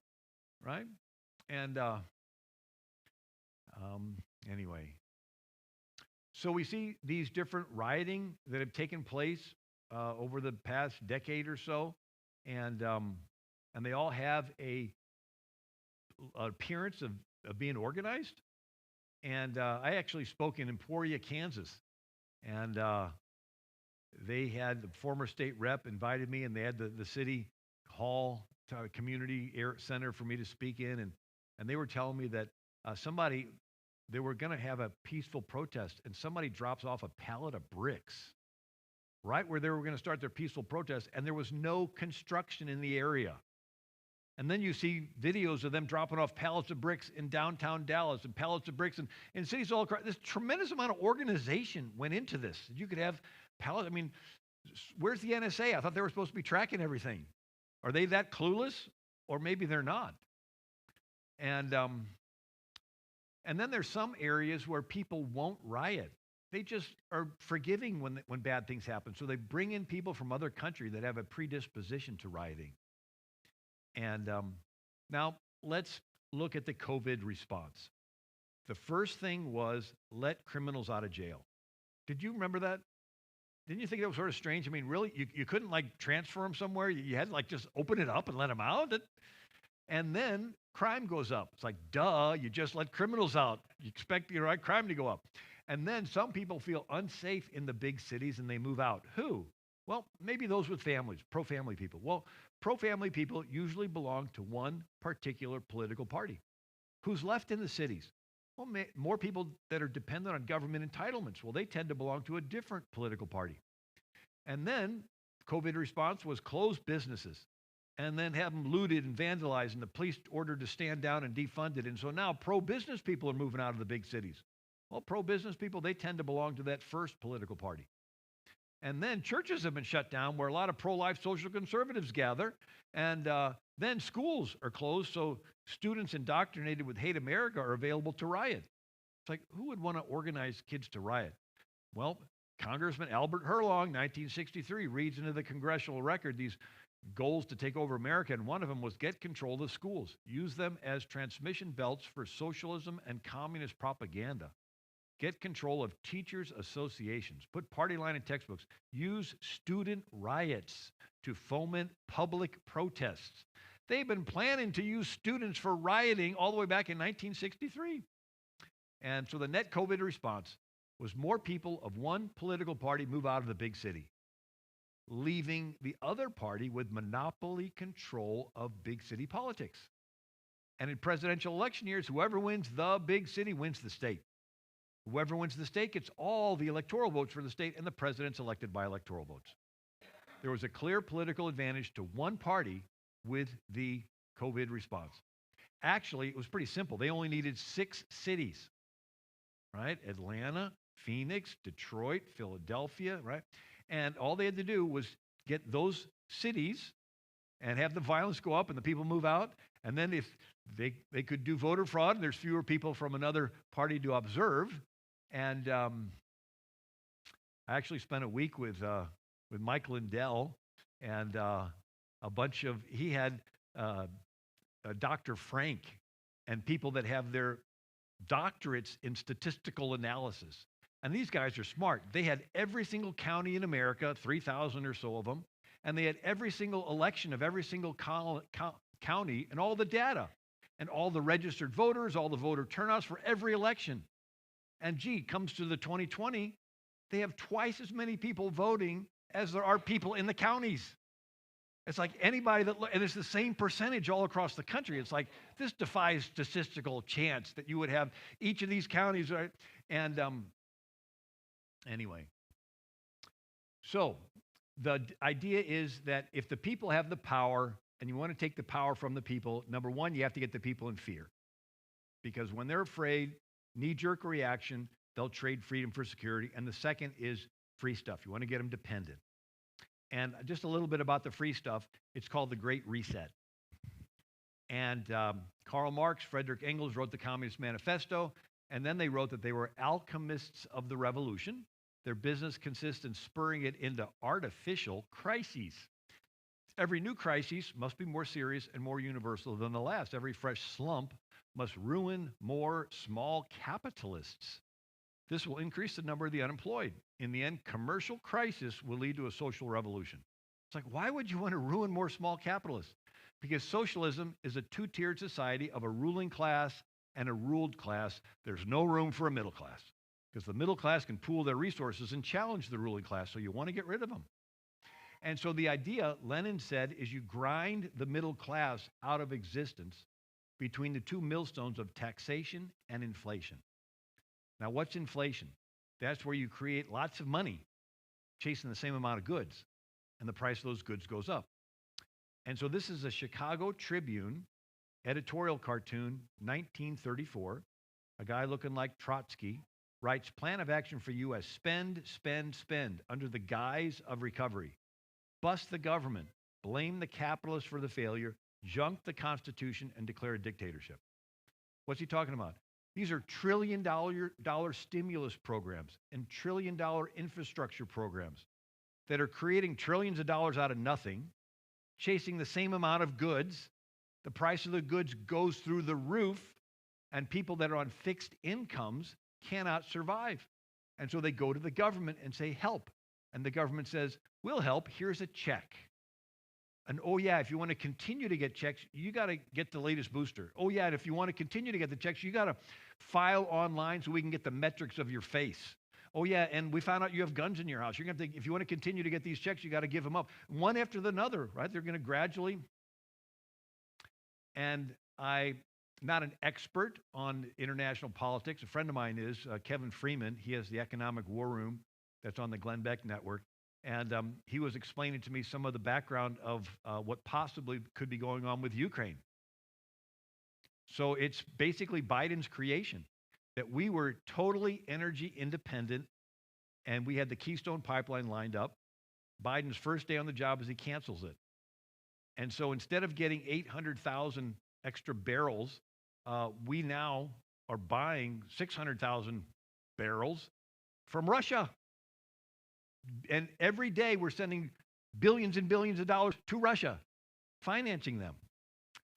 And then, of course, you had the Ukrainian government used to have people that were investigating Hunter Biden and for his corrupt deals with Burisma and all the bribes. And Biden is over there saying, stop investigating my son. And he pressures them to fire these good people. Right? And then, and so you look at the big picture. Lord Acton of the British Parliament once said, official truth is not actual truth. And in politics, nothing happens by accident. And so if you take the big picture, the response to Russia, which is the fourth largest supplier of oil, the largest thing sold in the world is oil. And oil is always sold in U.S. dollars. They call it the petrodollar, but it's the U.S. dollar. And Russia's the fourth largest supplier of oil. And there's something called SWIFT, which is the International Bankers Exchange. And the idea is we should punish Russia by pushing them out of SWIFT. Well, if they're pushed out, they're going to go to China. And China has its version called KIPS, C-I-P-S.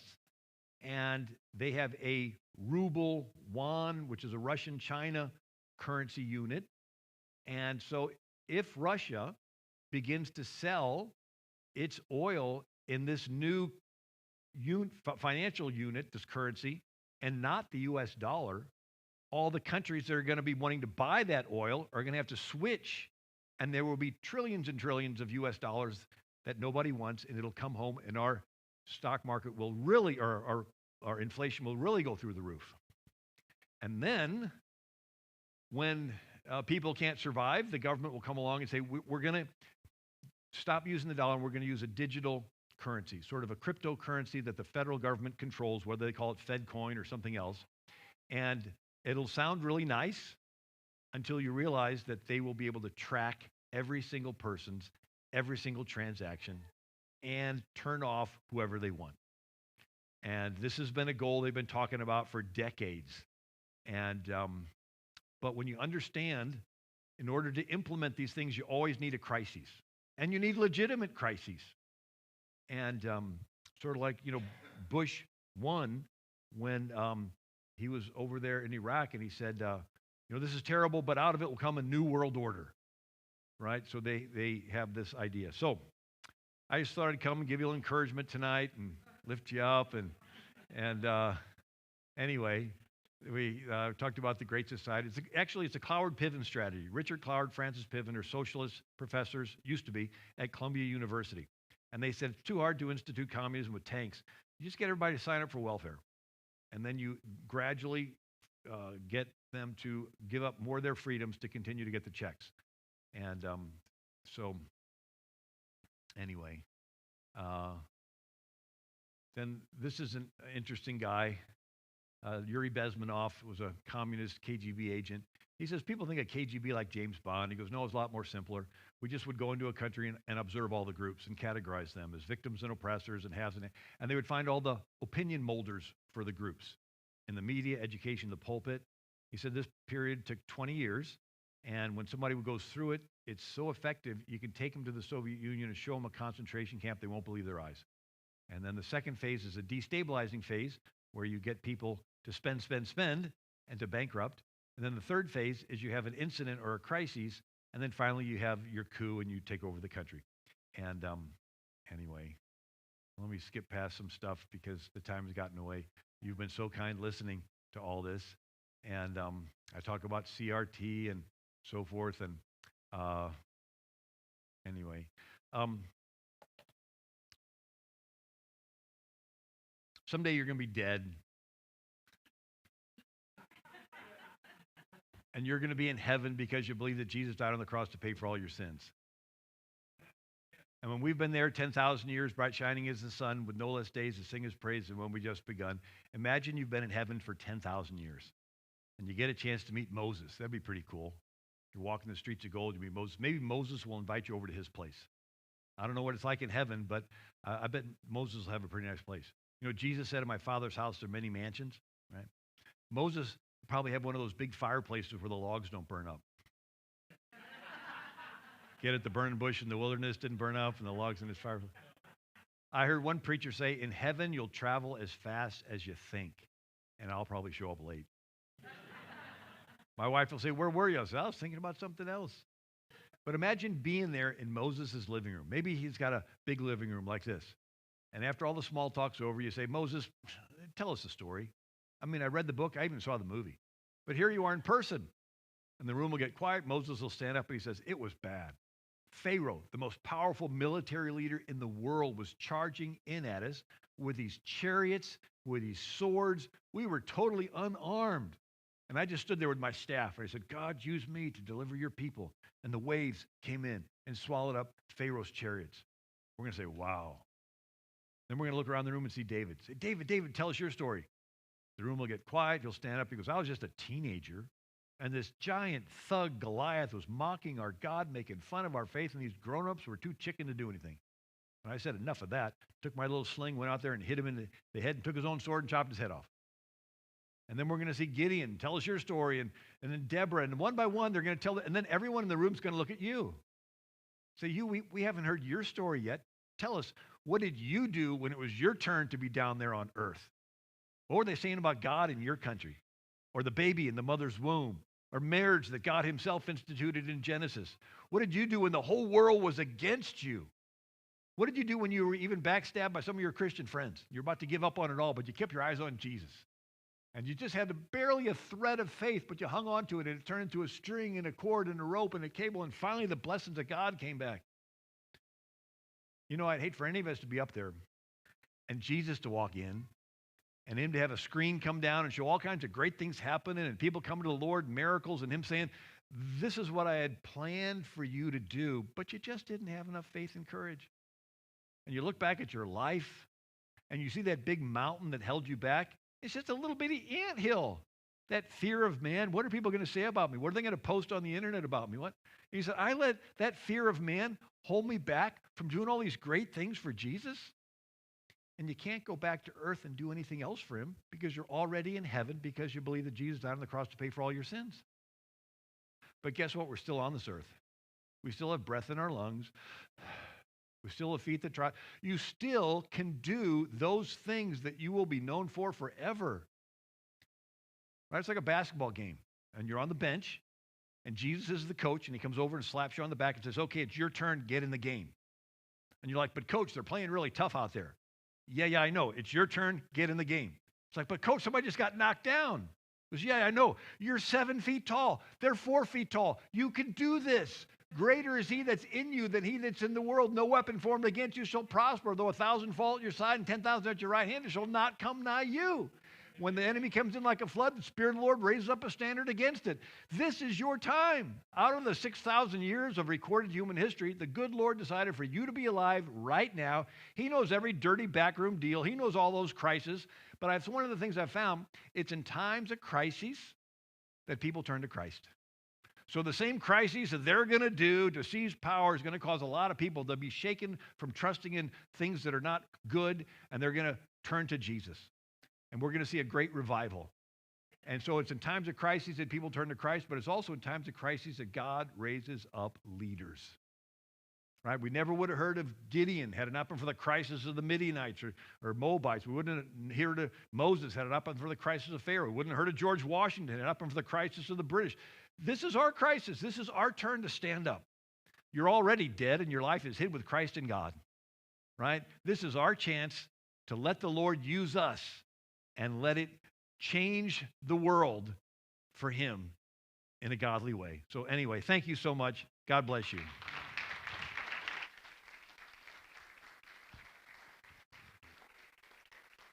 Bill, thank you so much. I want to close in prayer. We're just we've been here a good time to hear God speak to us about. I just thank you for the encouragement at the end.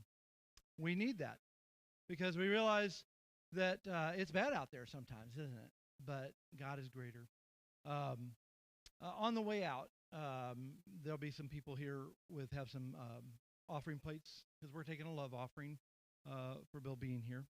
He didn't come here for free, so he has to make a living, and we're going to support him in doing what he's doing. And so we appreciate that all weekend long. Also, I want to mention, thank you, Richard, for online streaming. You might want to share this. Go home and click on the website and share that with someone who might need to hear it. So I know I'm going to do that. So, but I think that's what. And then there's also books and stuff, and you'll be at the back to talk with people and answer any questions about that. Let's be dismissed in prayer. But I'm just going to pause right now and just be quiet for the moment so that you can hear God speak to you and you can respond to him on his calling in your life.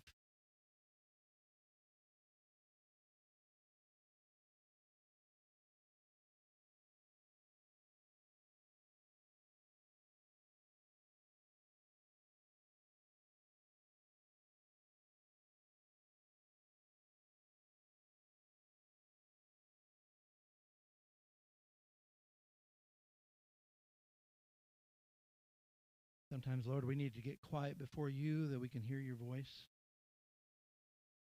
Tonight we've been challenged in the midst of a crisis to rely on you. And right now, maybe in our world, we're doing our own thing, worried about our thing and how comfortable our life is or how good it's going to get or if it's going to get better. But you've called us tonight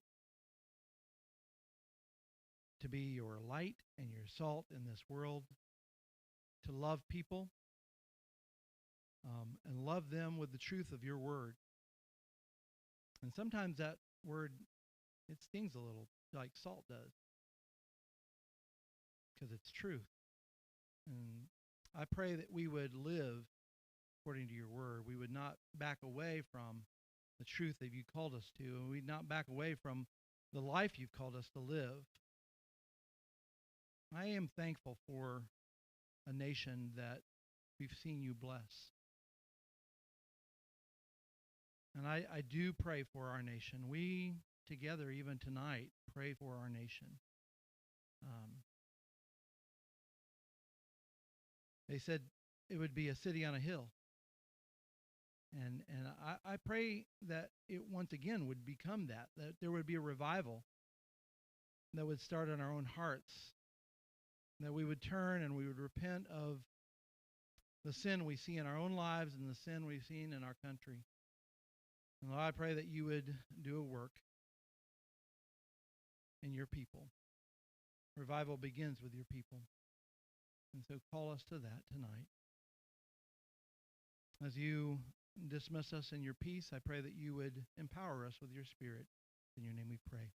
Amen.